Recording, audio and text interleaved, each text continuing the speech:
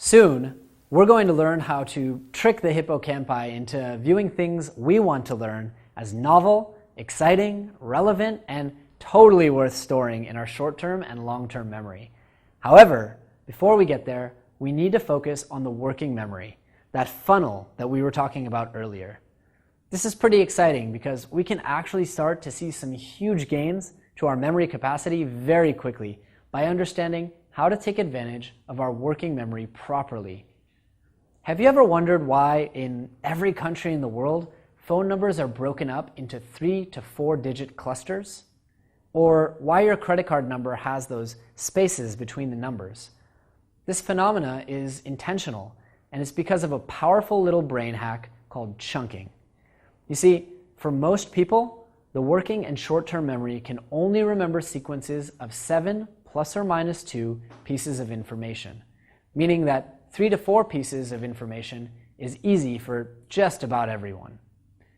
That might not seem like a lot, but remember that your short-term memory is, like we said, just the temporary stage that information passes through for about 10 to 15 seconds before going into long-term memory, assuming that the hippocampus deems it's worthy.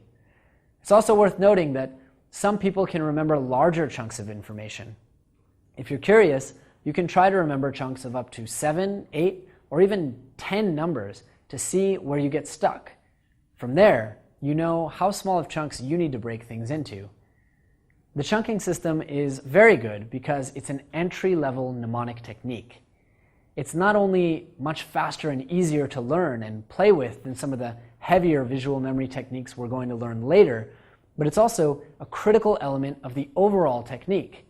This is to say that even after we teach you the methods to remember things way more easily, you're still going to be chunking details or memories into groups of 3 or 4 so that they can better comply with the requirements of your short-term memory.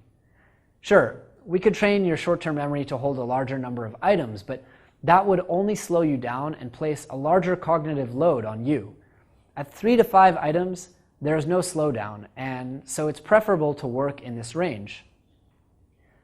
Furthermore, by chunking groups of items into one entity, we can stack 5 chunks of 5 objects, each into our working memory, and effectively store 25 items in our short-term or working memory without any cognitive overload. Because of this massive advantage, you'll notice that all of the world's top memory athletes use systems that are based on chunking, combined with powerful visual and spatial memory techniques that we'll be learning later on in the course.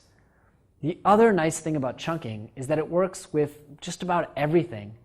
Take a sequence of numbers or a couple pieces of information, for example, brown dog, tall fence, lost frisbee.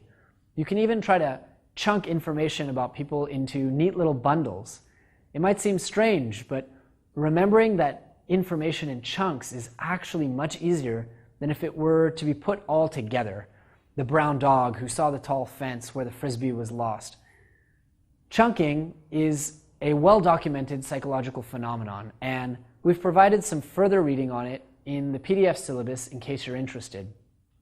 In the next lecture, we're going to give you a worksheet to show you the power of chunking and to practice this foundational skill a little bit. While we haven't gotten to the really incredible memory techniques yet, you'll already start seeing some improvements if you start breaking information into chunks, and this skill is going to come in handy later.